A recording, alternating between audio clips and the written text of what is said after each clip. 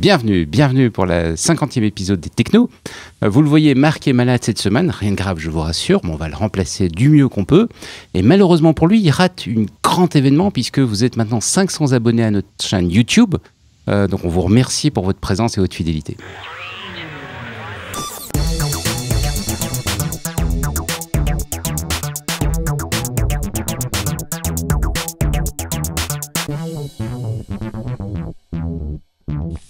Alors, on a un Marc qui est malade, mais dans l'équipe, on est prudent. On a un deuxième Marc. Salut Marc.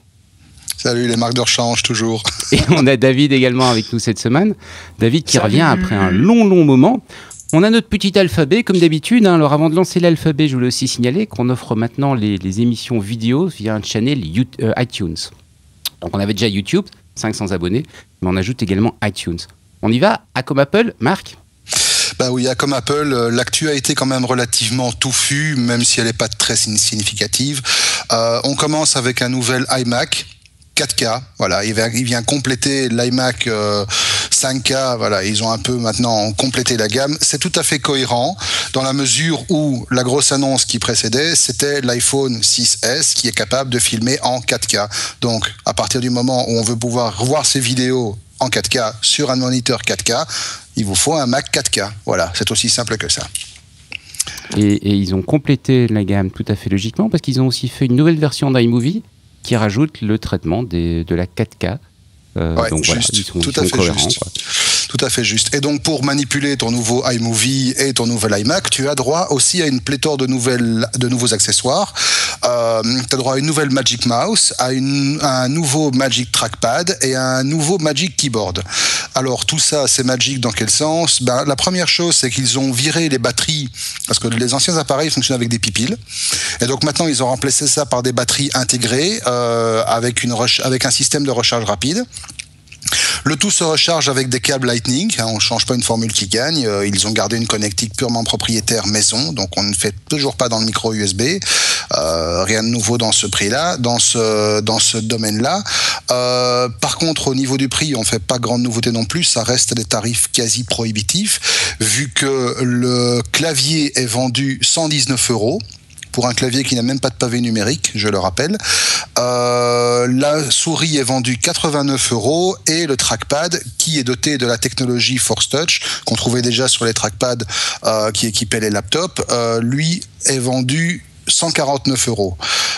Alors le tout est justifié également par le fait qu'outre la batterie lithium-ion qui offre une autonomie beaucoup plus importante et une charge beaucoup plus rapide, le tout est fourni avec un système de pairage qui est extrêmement simple. En fait, il suffit simplement une fois de connecter les appareils avec le câble Lightning et le pairage est fait. Voilà. C'est chouette. Ouais, David, tu vas changer de matériel ? Je vais pas changer de matériel parce que mon matos Apple fonctionne très bien, mais voilà, moi je trouve que pour un bon clavier, le tarif ne me paraît pas si prohibitif que ça. Le trackpad, j'ai un peu plus de mal, mais le tarif des claviers et souris me semble tout à fait correct pour du matériel de qualité. C'est une évolution classique, logique. Voilà, il y a rien d'exceptionnel. Le clavier, moi j'aimerais bien avoir l'occasion de le titiller un petit peu parce que les retours qu'on avait eu des derniers claviers des portables étaient vraiment très bon. Donc s'ils sont parvenus à mettre ça pour le Magic Keyboard, c'est plutôt une bonne nouvelle, quoi. Oui, c'est ce que j'ai vu aussi, hein. C'est le même type de clavier que les nouveaux MacBook et c'est vrai qu'il est vraiment super. Et c'est vrai que venant de quelqu'un qui nous a fait une fois une émission complète rien que sur sa souris, Marc, je trouve franchement que bon... Allez, d'accord. Allez, on passe à David, on parle de l'iPhone et de la photo ? Oui, c'est DxO qui vient de donner son score à l'iPhone 6S et donc DxO qui est une marque, une société française qui est un petit peu connue pour ses filtres photos de correction, a aussi une partie d'une division qui s'appelle DxO Mark, donc qui analyse un petit peu tous les capteurs, que ce soit les capteurs d'appareils photo numériques ou les capteurs de smartphone, et donc l'iPhone 6S s'en sort avec un score de 82%, donc ce qui en soi sur le papier est pas mauvais, mais qu'il laisse loin derrière les flagships des autres marques. Donc on voit par exemple que le Sony Xperia Z5 est le numéro 1 pour le moment avec 87%, le Galaxy S6 Edge avec 86%, le Nexus P de tête il fait 84 ou 85%, et en fait c'est là qu'on voit que l'iPhone 6S pêche un petit peu parce qu'il n'a pas de stabilisation optique. On voit qu'au niveau des vidéos, donc puisqu'ils font l'analyse de la vidéo aussi, c'est pas génial, et donc voilà, où Apple marque pas mal de points avec ses iPhones sur la qualité des photos. Je suis pas occupé à dire que la qualité des photos est mauvaise, mais elle est en dessous de ses concurrents, alors que la réputation de l'iPhone avait été basée aussi sur la qualité de son appareil photo. Donc voilà, juste un petit rappel, il faut quand même rester attentif sur les évolutions des marques autres que Apple, même si nous, on en parle beaucoup. Et DxO va d'ailleurs avoir une solution, on va en reparler tout à l'heure dans l'émission. On reste sur l'iPhone, iOS 9, Marc ? Oui, pour tous ceux qui sont des aficionados du jailbreak et qui aiment pouvoir bidouiller leur appareil, soyez heureux parce que depuis hier, les petits gars du team Pangu ont publié le jailbreak de iOS 9.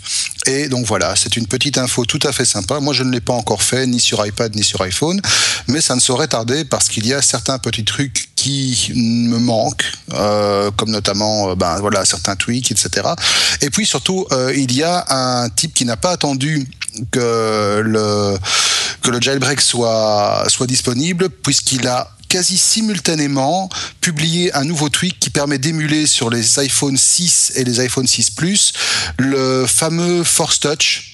Alors évidemment, il n'y a pas de capteur de pression sur les anciens téléphones, mais ça peut être associé, pour ceux qui s'y connaissent un petit peu, avec un plugin comme Activator, et qui permet d'associer un geste bien précis et de bénéficier grosso modo des mêmes avantages que le Force Touch et des fameux raccourcis sur les nouveaux téléphones. Voilà, donc on vous a mis le lien si vous voulez y aller.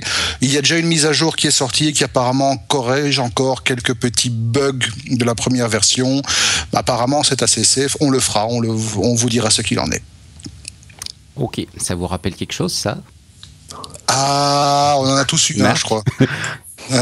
C'est quoi ? C'est un Sinclair ZX Spectrum. Alors pourquoi j'en parle ? Parce que Monsieur Sinclair, qui était un électronicien, il y a un inventeur anglais qui a fait sa fortune, en fait, pas avec ceci, mais avec des calculatrices. Il a lancé la première calculatrice de poche. Et puis après, il a gagné la célébrité en fabriquant des petits micro-ordinateurs bon marché.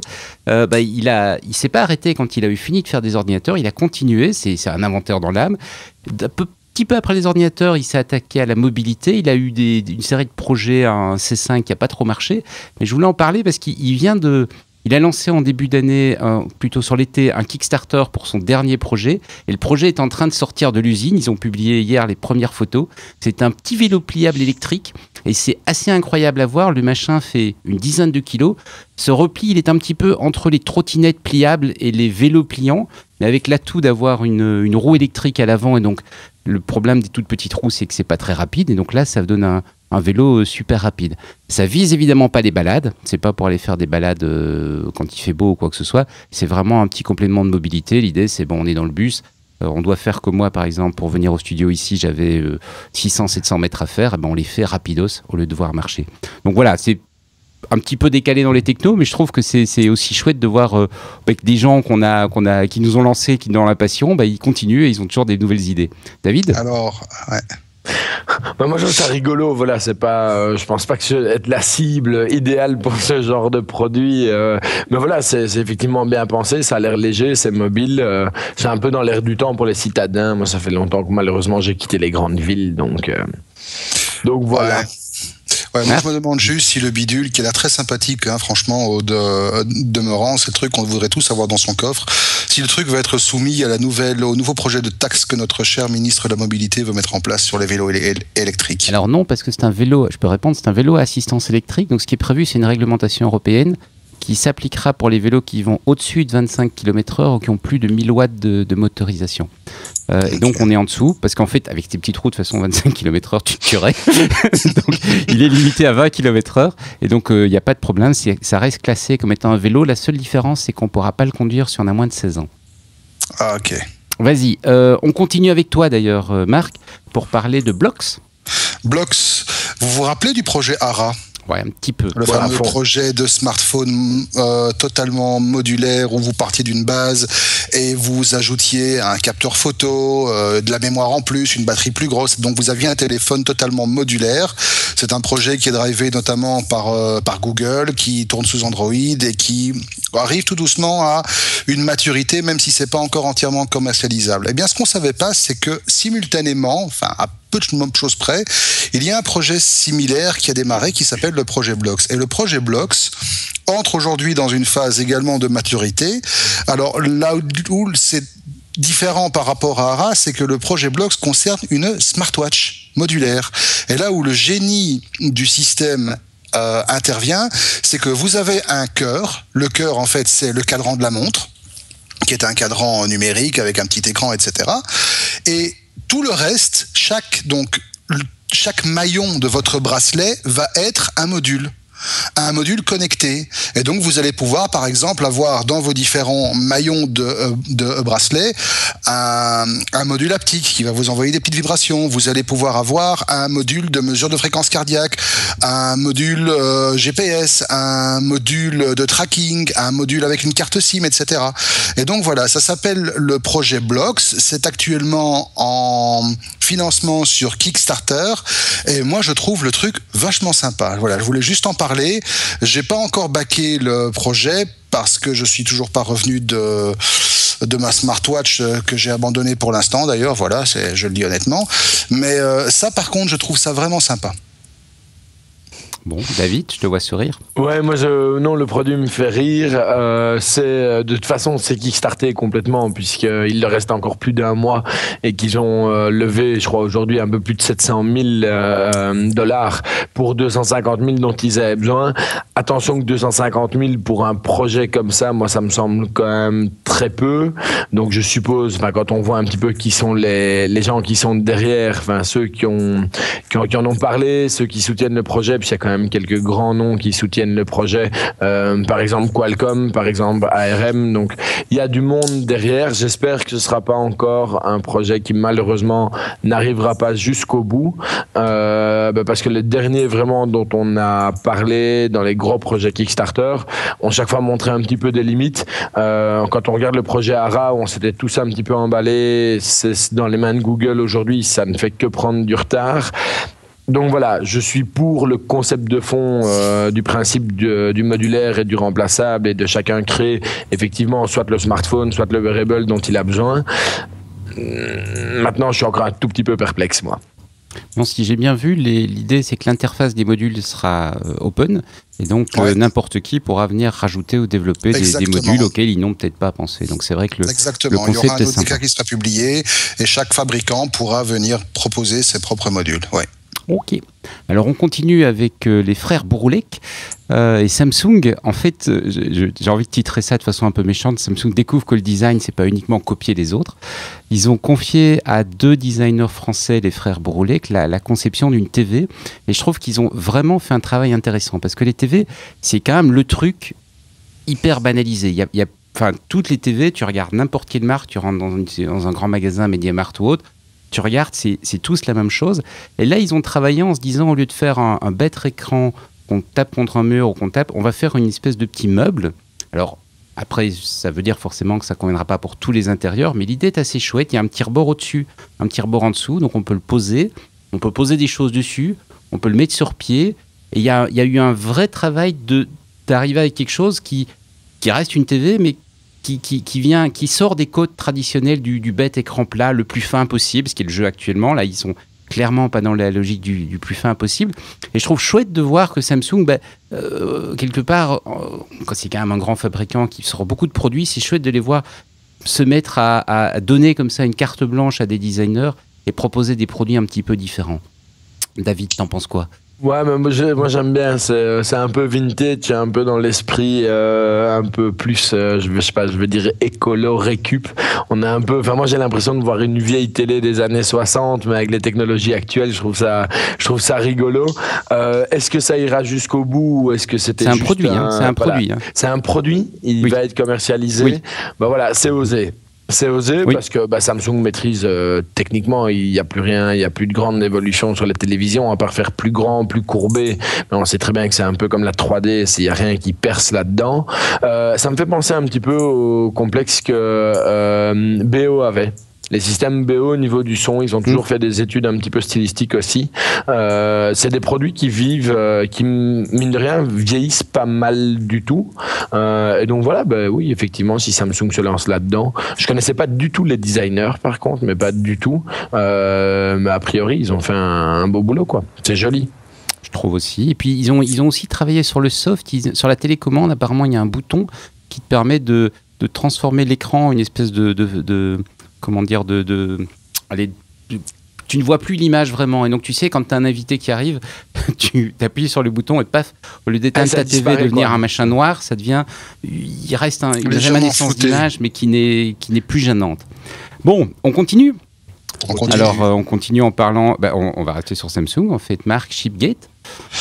Samsung en partie, oui. On sait que le dernier né d'Apple, alors on aurait pu le mettre dans Apple, c'est vrai, mais le dernier né d'Apple, donc l'iPhone 6 et l'iPhone 6, donc l'iPhone 6S et le 6S Plus, ont été fabriqués avec deux séries de puces différentes. La fameuse puce A9, qui est venue de chez deux fondeurs différents. Donc une partie des lots vient de chez Samsung, l'autre vient de chez TSMC, qui est le grand concurrent. On se demande d'ailleurs si Apple n'est pas en train de mettre les deux l'un en face de l'autre pour finalement n'en retenir qu'un seul. Alors, traditionnellement, ils aiment bien faire ça. Ils aiment bien, sur les composants majeurs, avoir deux fournisseurs, ce qui fait que s'il y a un problème avec un, ils sont pas... Et puis, ils peuvent jouer sur les prix comme ça. Ouais, justement ici il y a eu un petit couac. Alors c'est une tempête dans un verre d'eau évidemment comparé à l'importance de la chose, mais ça a quand même pas mal enflammé la toile ces dernières semaines. C'est que il y a des petits comiques qui se sont rendus compte que comme les die, donc les surfaces utiles du processeur chez TSMC et chez Apple et chez Samsung ne sont pas les mêmes. Il y en a un qui est plus petit que l'autre, il y en a un qui dissipe moins bien la chaleur que l'autre et soi-disant, il y en a un qui consomme plus de batterie que l'autre. Alors, de ce fait-là, il y a des gens qui ont créé une petite application et qui ont notamment utilisé des systèmes de mesure pour voir quelle était la consommation de l'une à l'autre. Et effectivement, on constate qu'il y a quasi à test égal et à configuration égale, parfois jusque presque 1h50 de différence d'autonomie. Alors Apple a réagi en disant que de toute façon, il y avait en moyenne 2 à 3% de différence d'autonomie selon les modèles, sans préciser lesquels étaient incriminés de ça. Parce que le pire, c'est que toutes les séries ne sont pas incriminées. Il y a seulement une certaine range de numéro de série. Voilà, tempête dans un verre d'eau. Toujours est-il que si vous voulez absolument être certain que votre téléphone n'est pas muni de la puce fabriquée par le mauvais fabricant, entre guillemets, on met des gros guillemets ici, il n'y a pas de mauvais fabricant. Voilà, il y a une petite application qui s'appelle Battery Memory System Status Monitor, qui est disponible sur l'App Store. Et voilà, et vous pouvez, selon le numéro de série du modèle, savoir si vous avez une puce Samsung, une puce TSMC, et le cas échéant, aller rouspéter à l'Apple Store, avenue Louise, pour vous le faire échanger. Voilà. Ouais, j'ai un peu l'impression comme toi que c'est un peu une tempête dans un verre d'eau. C'est une tempête dans un verre d'eau, mais il y a des gens qui se sont énervés là-dessus. Oui, mais c'est ça qui est amusant, je trouve. On a un chouette téléphone et au lieu de l'utiliser, on s'énerve sur des détails. Enfin bref. David, je te vois acquiescer et rigoler. Non, c'est pas, c'est pas un secret que j'ai quitté Apple au niveau de mes smartphones. Et je me dis, mais waouh, quoi. Waouh, est-ce que j'ai vraiment fait partie de cette communauté qui aurait pu s'énerver? Est-ce que j'ai été cette personne qui aurait pu s'énerver parce que j'aurais eu la mauvaise puce? J'espère que les gens qui achètent des iPhones, encore maintenant, parce que c'est encore un produit qui se vend très bien, sont au-dessus de 2 à 3% d'autonomie, parce que sinon, tirez-vous une balle, de toute façon, il n'y en a aucun des deux qui fait la journée. Donc de toute façon vous êtes dans la merde. Moi ce qui m'a fait rire aussi, c'est qu'on a été vérifier les tests de puissance pour annoncer que oui, mais celui qui consomme un peu plus, il pourrait être beaucoup plus puissant, mais il a été bridé. Enfin, ça part complètement en live dans le tout. Bah ouais, il y a deux fabricants, les gars. Sans vouloir être méchant, j'ai envie de dire que c'est un peu normal vu le volume qu'il y a à produire. Moi, ça me choque pas et honnêtement, je fais mon introspection, j'espère que je n'étais pas comme ça quand j'avais un téléphone Apple. Comme l'avait rappelé Steve, et il l'a vraiment dit dans un email, ce n'est jamais qu'un téléphone, quoi. Calmez-vous un peu. Allez, Marc, on retourne chez toi pour parler de Dell qui dépense des sous, là. Oui, et ça reste alors à l'heure actuelle l'une des plus grosses transactions financières jamais enregistrées dans le domaine IT. 67 milliards de dollars, c'est le prix qui a été dépensé par Dell pour s'offrir EMC, relativement inconnu du grand public. C'est une société de services informatiques qui a surtout comme actif le plus intéressant le fait d'avoir une participation de 85% dans VMware, qui est un des logiciels phares de virtualisation. Qu'est-ce que Dell cherche visiblement en faisant cette opération? Probablement, c'est de se rapprocher et de se positionner au niveau des services comme une entreprise du même calibre qu'IBM ou que HP. Curieusement, HP qui justement vient de faire une scission bien nette entre ces différents business models. Ici, voilà, Dell essaye un peu de se rapprocher de ce modèle-là, alors que justement IBM a répondu de manière assez honnête à cette nouvelle de fusion ou de rachat que voilà, cette fusion entre Dell et EMC ne remet pas vraiment en jeu leur business model à eux, parce que la taille ne fait pas tout. C'est pas parce que tu deviens la plus grosse boîte que tu vas forcément devenir la plus compétitive, et que historiquement IBM reste quand même un acteur de premier plan dans le domaine de la virtualisation tant hardware que software, et que ce n'est pas parce que Dell a maintenant 85% de VMware que brusquement ça devient le nouveau kid in the block, quoi. Ok, on passe sur David qui nous parle de Facebook. Oui, donner quelques petites nouvelles de Facebook, puisque Facebook s'attaque à peu près à tout le monde pour le moment. Donc 2 petites news en vitesse. D'abord, Facebook Notify, donc qui est une application mobile qui est en cours de développement et qui est en test aux États-Unis, et donc qui va aller affronter Twitter sur le segment de l'actualité en temps réel. Donc Facebook a décidé que même si Twitter n'allait pas super bien pour le moment, on pouvait quand même l'achever, et donc ils comptent se lancer clairement comme concurrent, un petit peu comme ils l'ont fait il y a quelques mois maintenant contre YouTube.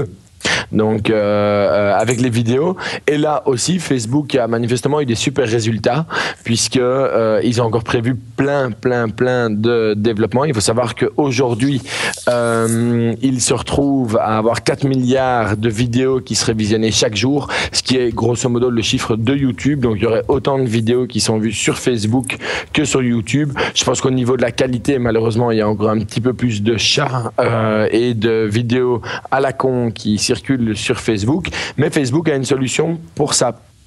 C'est que Facebook a prévu un peu à la YouTube de proposer des vidéos conjointes. Donc vous allez regarder une première vidéo et vous allez avoir des propositions de Facebook pour des suivantes, comme vous le retrouvez aujourd'hui du côté droit de votre écran quand vous regardez une vidéo sur YouTube. Où Facebook a prévu des évolutions aussi pour les vidéos, c'est la possibilité de décrocher la vidéo de la page Facebook pour pouvoir continuer à suivre son fil d'actu tout en gardant la vidéo en volant.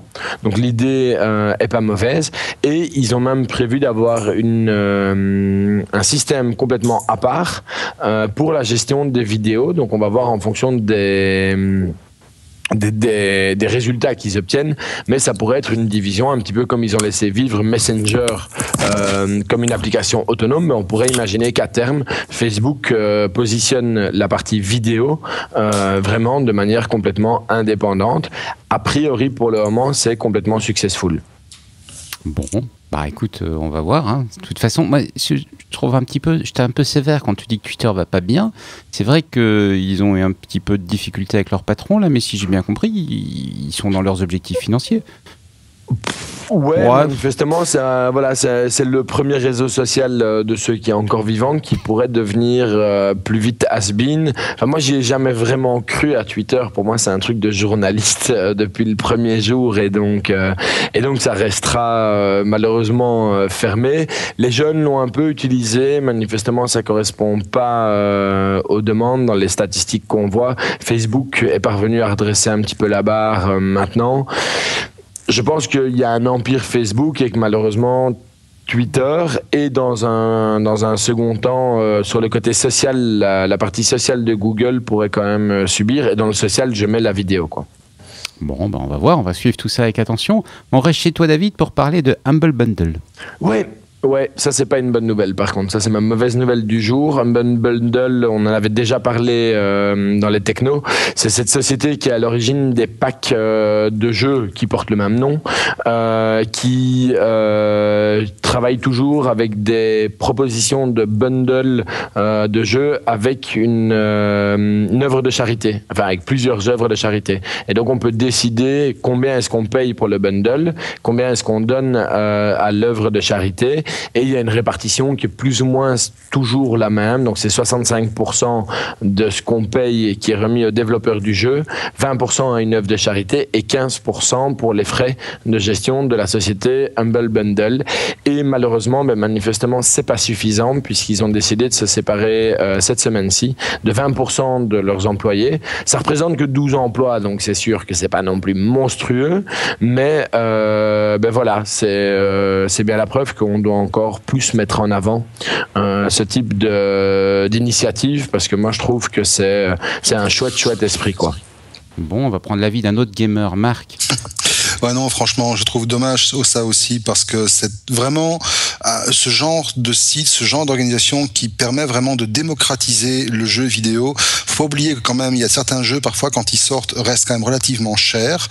Peu de temps après, quand ils tombent dans, justement, l'escarcelle, entre guillemets, ou que des sociétés comme Humble Bundle arrivent à négocier des deals pour les écouler à des prix très bas, franchement c'est bien. Ça permet aussi à d'autres créateurs peut-être un peu plus indépendants, un peu plus underground, d'avoir accès à d'autres canaux. Donc oui, c'est dommage de voir cette diminution et cette perte d'effectifs.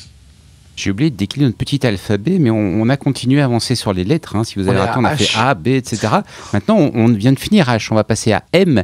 M comme Microsoft, et c'est David qui nous reparle tu vas nous reparler de quoi? Du Surface. Du Surface Book, parce que même si j'étais pas là, moi je vous ai écouté, j'ai vu un petit peu les débats aussi qu'il pouvait y avoir, et moi je vais peut-être le redire et peut-être nous repositionner. Oui, Microsoft est une société innovante, on n'est pas les seuls à le dire. Oui, ils font des super produits, et le Surface Book qui a été annoncé la semaine dernière, a priori fait un carton aux États-Unis, donc on n'a pas de retour sur l'Europe puisqu'il n'est pas encore prévu d'être commercialisé, puisqu'il sera disponible seulement au premier trimestre de l'année prochaine pour l'Europe. Mais aux États-Unis, ils ont ouvert les précommandes. Ça a été juste manifestement la folie. Et pour information, c'est la configuration la plus chère. Donc la configuration à $2700. C'est quand même pas rien pour un PC portable qui a la possibilité de faire une tablette. Donc la grosse configuration avec le processeur Core i7, les 512 Go de stockage et les 16 Go de RAM, qui s'est envolé le plus rapidement puisqu'il a fallu que quelques jours pour que Microsoft bloque les précommandes. Et donc voilà, donc c'est bien la preuve que quand on est innovant, qu'on cherche à faire des bons produits, et c'est ce que Microsoft, je pense, a fait avec les derniers produits annoncés, il y a moyen de marcher, et je pense que l'année 2016 pourrait être une très très bonne année, en tout cas au niveau de l'aura et de la communauté pour Microsoft. Bon, Marc, un avis ? Écoute, à chaud, oui, moi franchement le Surface Book il m'a fait craquer, donc je n'attends qu'une seule chose, c'est qu'il débarque en Europe, et déjà pour pouvoir comparer les prix, les configs. Mais c'est clair que c'est aussi au niveau de la configuration, Microsoft a vraiment fait quelque chose ici d'homogène, apporte enfin une alternative réelle aux personnes qui ont besoin de puissance et de mobilité, parce qu'on va quand même avoir une bécane qui va embarquer la dernière génération des Core i7, donc tu vas avoir toute la puissance dont tu as besoin, 16 Go de RAM, 512 Go de SSD et une puce graphique dédiée. Enfin, c'est vraiment peut-être ce qui me manque, moi, personnellement, pour arrêter de travailler avec deux machines différentes. Donc, je l'attends avec impatience. Bon, alors on continue. M et puis P, P comme photo. Alors je rebondis sur ce que tu disais tout à l'heure, David, sur DxO qui a testé l'iPhone, qui est arrivé à trouver que c'était peut-être pas le tout meilleur dans les téléphones en matière de photo, mais ils ont une réponse à ça. C'est le DxO One, on en avait parlé il y a quelques émissions. C'est un petit boîtier photo avec un capteur, un objectif assez grand, assez important, donc avec tout ce qu'on veut en matière de qualité d'image, et un petit connecteur Lightning, ce qui permet de le brancher sur son iPhone.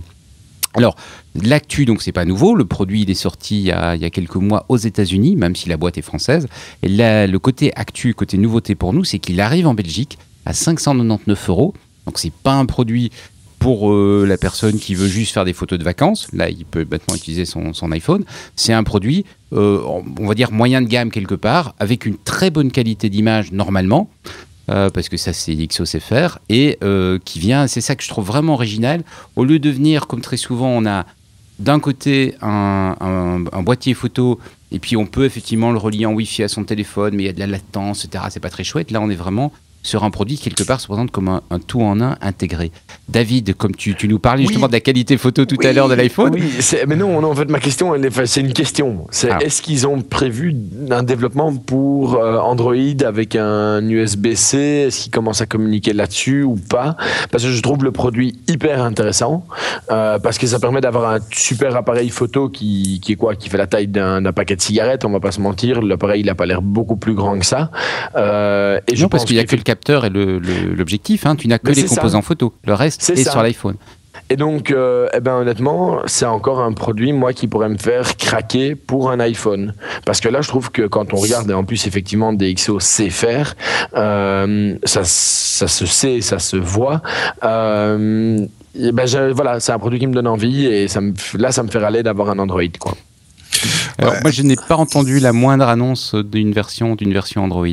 Marc, qui vient de s'acheter un iPhone. Non, pas je l'ai déjà depuis un petit temps, mais de toute façon, oui, non, le produit me plaît aussi. La seule chose que je me demande, c'est quel est le niveau d'impartialité de DxO quand il teste son propre matériel, parce que de mémoire, il le positionne quand même en RAW, il lui donne 70 comme cote et en Super RAW 85. J'ai lu rapidement les tests, ce qui veut dire qu'il le positionne quand même devant au niveau qualité d'image un Sony ou un Pentax. Donc voilà, est-ce que ça offre vraiment la même qualité d'image? Est-ce qu'on a vraiment un truc qui remplace au niveau finesse, piqué, etc., un bon réflexe? Alors effectivement, si c'est le cas, je pourrais craquer aussi rapidement. Attention, par rapport à un réflexe, tu n'auras quand même pas les objectifs interchangeables, tu n'auras pas tous ces éléments-là. Bien sûr. Mais tu peux effectivement avoir une qualité d'image qui était bien travaillée. David, ton avis? Ils ont été super malins parce que c'est pas les seuls à tester le matériel photo au niveau des sites internet. Et donc, ils ont bien sûr fait tester par leurs collègues. Et donc, DP Review, par exemple, qui est quand même une sacrée référence au niveau du matériel photo, l'a testé et en parle de manière relativement élogieuse. Je voyais en France, il y a Chasseur d'images, qui est quand même un tout petit peu réputé pour les photographes nature, qui en parle en termes élogieux. Donc non, je pense qu'ils ont vraiment pris le temps de construire un appareil photo de très haute qualité. Bien sûr qu'ils l'ont mis dans leur propre classement, mais je pense qu'ils ont vraiment sorti un produit de qualité. Et de nouveau, ils bradent pas. On l'a dit, c'est 599 €. C'est quand même pratiquement un deuxième petit iPhone qu'il faut acheter pour pouvoir prendre des photos d'une qualité supérieure, quoi. Donc, je pense que effectivement, ça marche bien. Alors moi, j'ai eu l'occasion de rencontrer pas mal DxO à l'époque où je faisais déclencheur, je m'en occupais.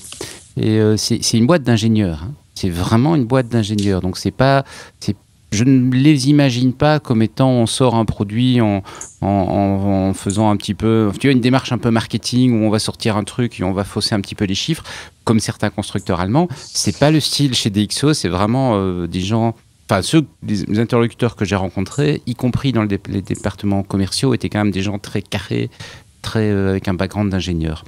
Bon, on continue sur la photo pour parler d'un produit qui, comme le DxO One, il n'y a pas très longtemps, n'est pour le moment disponible, ou en tout cas n'est pour le moment annoncé qu'aux États-Unis. C'est le Light L16, mais je voulais en parler parce que c'est une idée vraiment originale et ça rejoint un produit que je sais bien que tu aimes bien, David, le Litro. Le Litro. Exactement. C'est un peu le même principe, c'est-à-dire c'est de la photo calculée. Donc au lieu d'avoir en photo traditionnelle une optique qui produit une image qui est bonne et puis on la développe et puis on peut peut-être jouer un peu sur les couleurs, etc., mais c'est à peu près tout. L'idée, c'est de capturer un maximum d'informations sur la scène, y compris la profondeur, la distance des objets, etc., et puis faire recalculer par logiciel une image qu'on veut obtenir en résultat. Alors Litro fait ça avec des objectifs particuliers, ce qu'on appelle une lentille plénoptique, qui leur permet en une seule photo d'avoir, je pense que c'est 8 ou 10 niveaux d'information différents. Ici, pour le L16, ils ont une autre démarche. Ils ont 16 capteurs et objectifs. avec des focales différentes, pour que ce soit très petit, que ce soit plat comme un téléphone. Ils utilisent des objectifs à miroir pour aller loger dans la longueur de l'appareil. Techniquement, c'est assez remarquable. Donc, chaque fois qu'on fait une photo, 10 des capteurs sont utilisés. Ça va dépendre si on veut faire grand angle ou télé. 10 des capteurs sont utilisés et puis on va recalculer l'image finale, comme chez Lytro, avec des effets pour pouvoir jouer sur la profondeur de champ, pour améliorer, ça c'est quelque chose que Lytro ne fait pas, pour améliorer le piqué, pour améliorer le niveau de bruit. Parce que justement, ils vont pouvoir comparer le résultat de différents capteurs et venir retravailler l'image par logiciel. Donc l'idée est super chouette. Alors David, je sais bien que tu aimes bien la photo, donc une réaction à chaud. Tu es comme moi enthousiaste sur ce genre d'idée? Oui, à fond, parce qu'en plus, il y a une information que tu donnes pas, c'est que pour le moment, c'est pas encore sorti, c'est en précommande. Mais il faut parler de prix. Oui. C'est qu'ils vont proposer le L16 à $199. Donc ici, on n'est plus dans un produit comme ce que DxO proposait, qui est réservé à des gens qui veulent mettre un budget. Ici, c'est vraiment le concurrent du compact de monsieur et madame tout le monde, avec des résultats, en prenant le problème à l'envers, avec des résultats qui pourraient vraiment être bons. À mon avis, on ne sera jamais sur le résultat d'une photo professionnelle, mais c'est effectivement, il y a énormément de réponses qui sont apportées. Et quand tu regardes je sais pas si tu as regardé la vidéo de présentation, mais ils le disent, quoi. En fait, ils ont pris 16 capteurs de smartphones, quoi. Ils cherchent pas à faire mieux. Ils disent, vu que tout le monde utilise les smartphones, nous, on va proposer une photo, mais avec 16, si vous aviez pris 16 smartphones réglés différemment, et on va vous proposer et vous aider à choisir le réglage optimum, parce qu'on va comprendre votre photo au travers de 16 qu'on a capturés. Et donc, je trouve qu'au niveau ingénierie, c'est hyper intelligent. Alors, il y a quand même une petite erreur dans ce que tu viens de dire, David, excuse-moi. Ouais. C'est pas 199, c'est 1299 prix de lancement. Et 1699 prix final. Voilà. Et 199, c'est la réservation. Donc, si tu dis, je veux le précommander, tu dois tout de suite donner 199 et les autres 1999, ils arriveront plus tard. Mais le prix total est quand même un tout petit peu plus élevé. Ça fait beaucoup plus cher. C'est un petit peu plus cher. Ouais. Non, c'est clair. C'est clair. Effectivement, je vais te reprendre là-dessus aussi. Mais bon, même à ce prix-là, ça reste un exercice technologique assez bluffant. On est impatient de voir un test réel réalisé par un magazine, par un site comme DxO ou Deep Review, à voir si ça apporte vraiment un truc en plus. Ok, alors on continue après P comme photo, on va passer sur P comme pirate. Je vais la faire très brève, mais on voit dans plus en plus d'industries maintenant des fournisseurs ou des industriels qui disent tiens, mais en fait on s'est fait pirater, on comprend pas.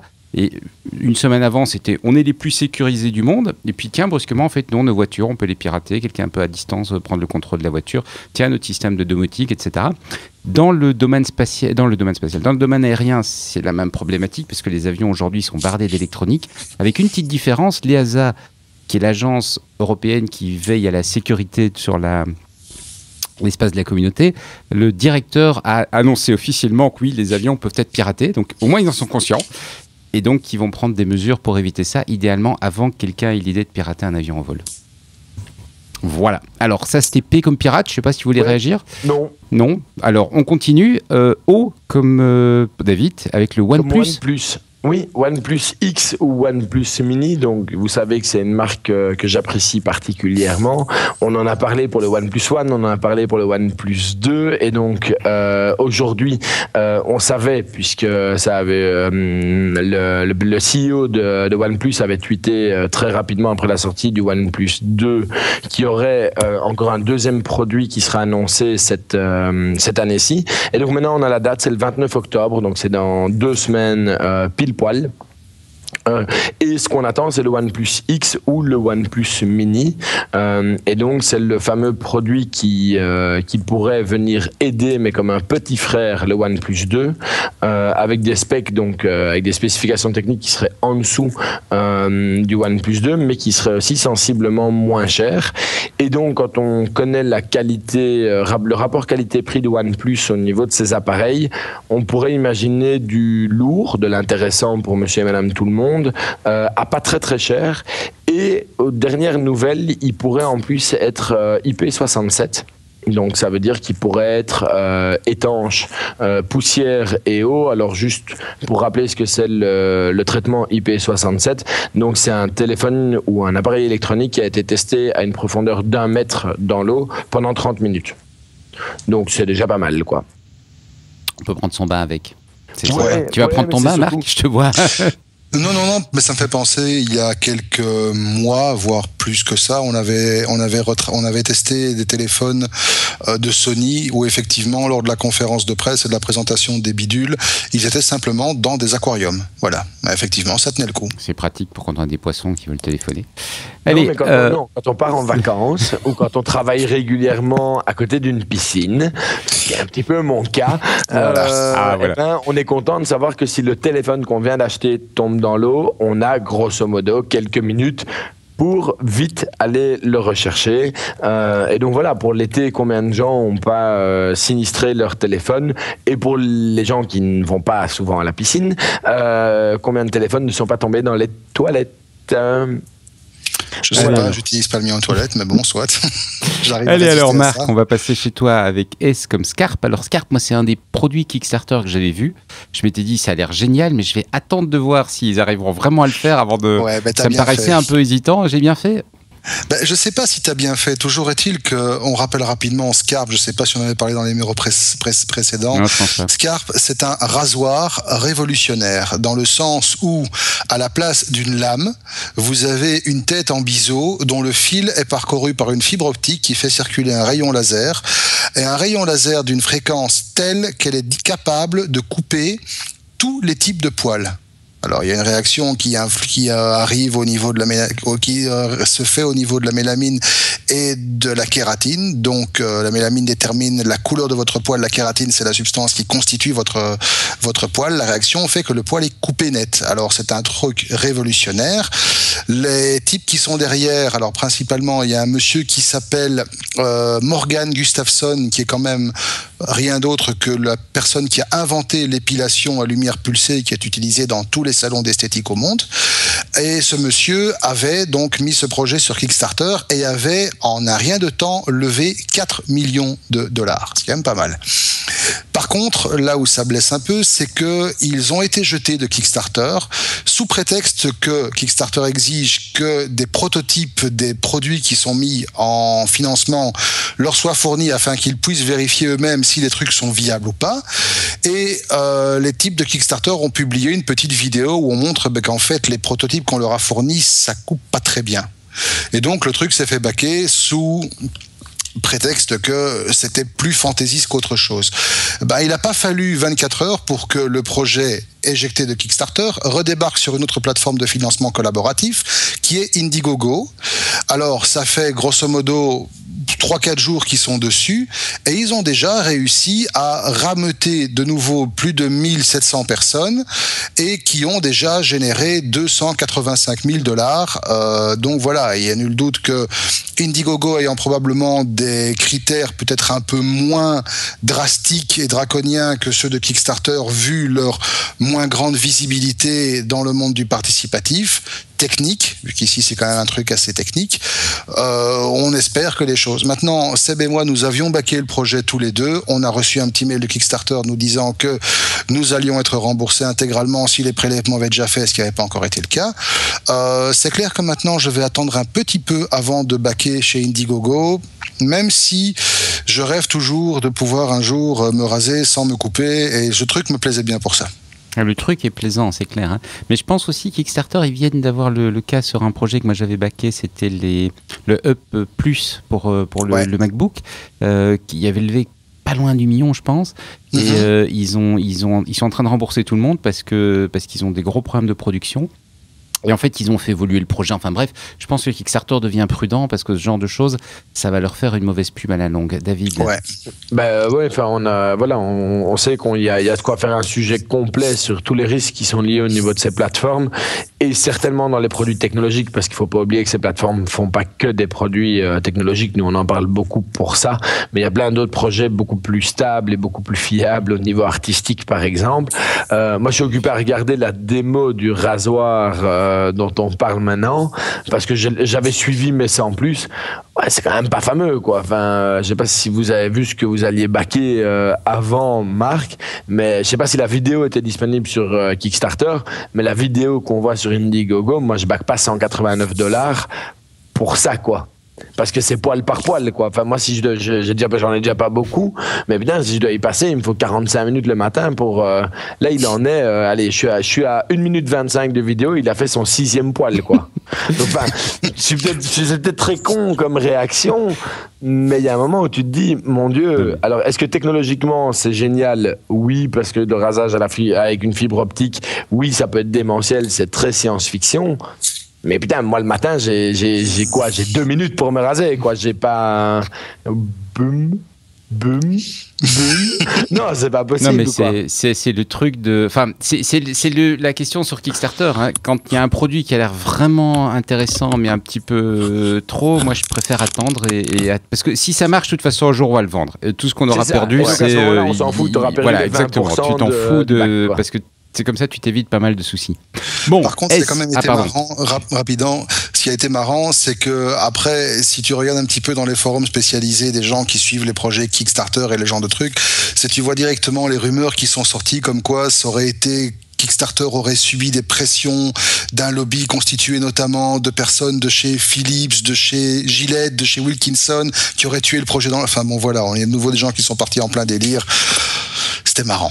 Bon, c'est pour ça qu'on aime bien Internet. Allez, ouais. T comme Tesla. Marc, on reste chez toi. Tesla rajoute la conduite semi-autonome. Oui, comme tu disais. L'upgrade firmware de ta voiture. Exactement. Les avions peuvent être piratés, les bagnoles aussi, mais les bagnoles peuvent être upgradées par simple upgrade firmware, effectivement. Et donc Tesla vient de mettre une grosse mise à jour à disposition de tous les utilisateurs du modèle S, donc la berline, qui leur apporte tout simplement la conduite autonome, à savoir une vraie conduite sans pilote. Donc pour l'instant, le truc était resté dans les laboratoires, avec évidemment, on imagine, énormément de tests. Maintenant, sur les routes américaines, la mise à jour n'est pas encore disponible chez nous. Elle a été faite aujourd'hui aux États-Unis. Les voitures de la marque sont capables de se déplacer toutes seules, de rester sur leur propre bande, de changer de bande quand c'est nécessaire, de se caler derrière un autre véhicule et de se garer toutes seules. Donc quelque part, ils sont en train tout doucement de griller la politesse à Google et à Apple, dont on rappelle qu'ils ont quand même annoncé officiellement travailler sur un projet de voiture autonome pour 2019, si ma mémoire est bonne.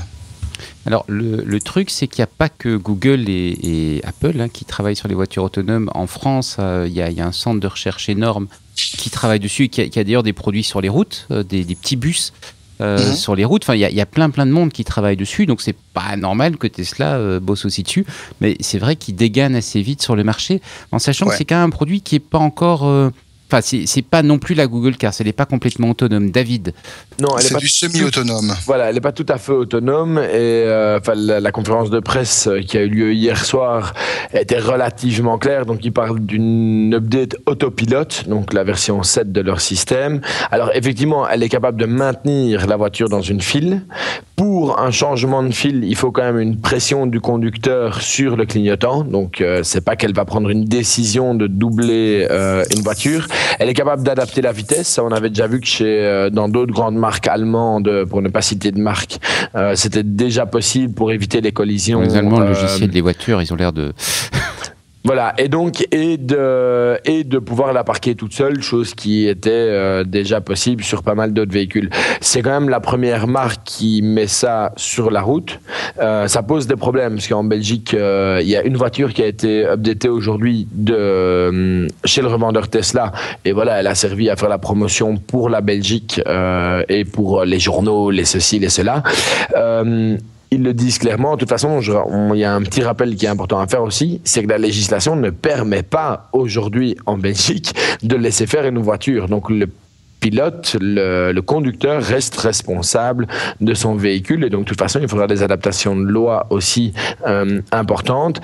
La mise à jour n'est pas prévue pour les utilisateurs tout de suite en Belgique, justement pour un problème législatif. Et alors, une petite dernière précision, toute cette mise à jour va de pair avec une autre mise à jour qui est celle de la navigation, où Tesla passe maintenant sur ce qu'ils appellent des High Precision Maps, qui sont détaillés au niveau des voies. C'est-à-dire, généralement, les systèmes de guidage que nous avons embarqués dans les véhicules, sur smartphone, etc., sont détaillés au niveau des trajets. Vous avez par exemple sur une autoroute, vous avez une voie dans un sens, une voie dans l'autre. Là, avec le nouveau système de Tesla, maintenant, les trajets sont détaillés au niveau des voies. Donc sur une même voie classique, vous avez plusieurs bandes. Et le système est assez précis que pour détecter sur quelle bande vous êtes. Bon, allez, alors, on termine STU avec l'Ultradome. On retourne chez toi, Marc. Ouais, j'avais hésité à mettre ça dans les what the fuck parce que finalement, je sais pas si c'était un hoax ou c'était un truc sérieux, mais je pensais que c'était marrant de terminer là-dessus. Alors, l'Ultradome, c'est quoi? Ben, c'est votre champ de force personnel.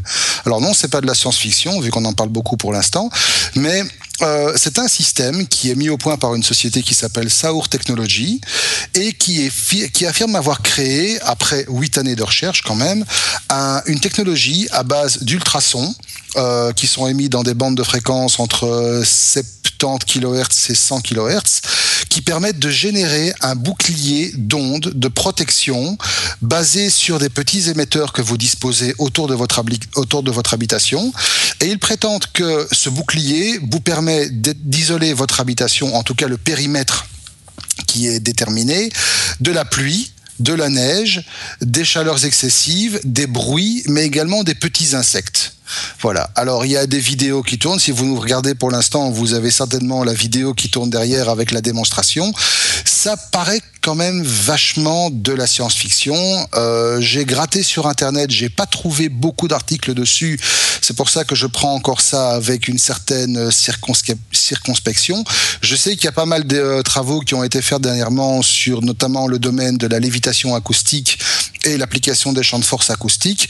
Mais de là à réussir à mettre en place un système qui va isoler, alors on parle quand même d'une surface de 200 mètres carrés sur une hauteur de 21 mètres, j'ose à peine imaginer, c'est par référence, je ne sais pas si c'est une référence à l'anniversaire de Retour vers le futur, vu qu'on te rappelle, hein, au passage, Marty arrive bientôt en 2015, s'il faudra 2,1 gigawatts pour alimenter le truc. Mais il faut suivre. C'est un hoax, c'est pas un hoax, on n'en sait rien. Pour rappel, ça sera aussi utilisable et contrôlable via une application, évidemment, comme tout le temps. Et c'est attendu pour le mois de novembre. Alors, moi, j'ai pas de doute. Hein. Pour moi, c'est un buzz, soit d'une boîte d'immobilier, soit d'une boîte de fabricant d'isolants ou un machin pour les maisons. Hein. J'y crois pas une minute. On donne une dernière info, le truc serait vendu entre 3 000 et 4 500 €, mais avec un prix de lancement pour les 100 premiers acheteurs de 2 000 €.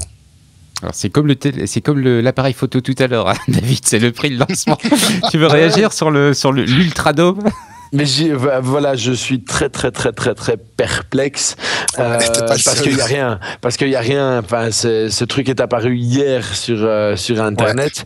Ouais. La société qui est censée être derrière, qui s'appelle Saur Technology, il suffit de la googler. Il y a rien derrière ces gens. Il y a vraiment rien du tout. Non. Et quand tu grattes un peu, en fait, tu arrives à relier ça à une boîte de com française dont le nom m'a échappé parce que bon, c'est pas quelque chose que j'ai relevé, mais une boîte de com française qui apparemment est spécialisée dans les actions de buzz. Donc, ce serait probablement un gros truc fumant que ça. Oui, mais c'est intéressant de savoir pour qui. Donc, on termine avec un bon fou rire, en fait. On termine avec un bon fou rire sur le U. Marc, je sais que tu nous écoutes. On te souhaite de te rétablir rapidement. En attendant, j'espère qu'on a bien gardé la maison.